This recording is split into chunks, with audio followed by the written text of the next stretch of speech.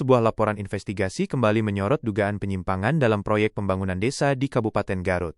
Kali ini, proyek pembangunan tembok penahan tanah atau TPT senilai Rp71 juta di Kampung Lengkong Cijauh, Desa Samarang, diduga syarat akan pelanggaran. Laporan ini berawal dari temuan tim kami di lapangan pada hari Jumat, tanggal 18 Juli tahun 2025. Proyek TPT dengan panjang 45 meter ini dilaksanakan tanpa adanya papan informasi proyek, sebuah elemen wajib untuk setiap pekerjaan yang menggunakan dana publik. Ketiadaan papan ini menjadi pelanggaran fatal terhadap prinsip transparansi. Saat dikonfirmasi, Ketua RT setempat mengaku tidak tahu menahu soal anggaran, bahkan para pekerjanya pun bukan dari kampungnya.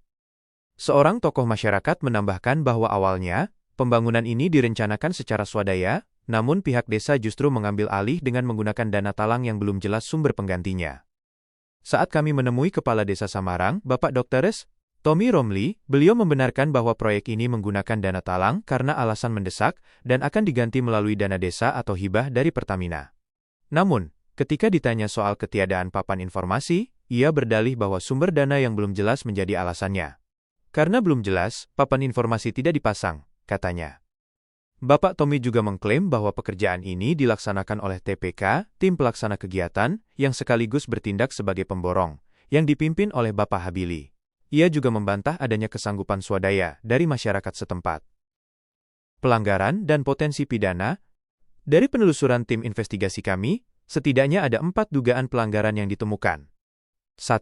Tanpa papan informasi proyek, pelanggaran ini mencederai prinsip transparansi, sebagaimana diatur dalam Peraturan Presiden dan Peraturan LKPP, yang bertujuan agar masyarakat bisa melakukan kontrol sosial. 2.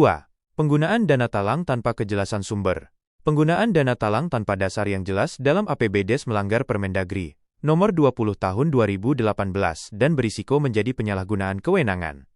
3. TPK merangkap pemborong. Ini adalah potensi konflik kepentingan yang melanggar Permendagri Nomor 114 Tahun 2014.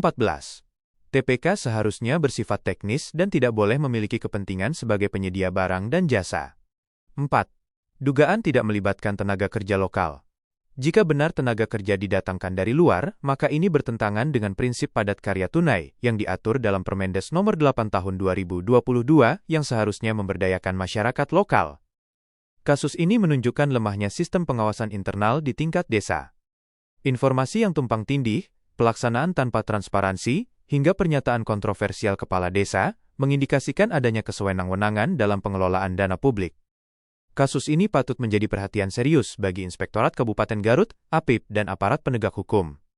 Apabila terbukti, ini bisa dikategorikan sebagai penyimpangan anggaran yang mengarah pada tindak pidana korupsi.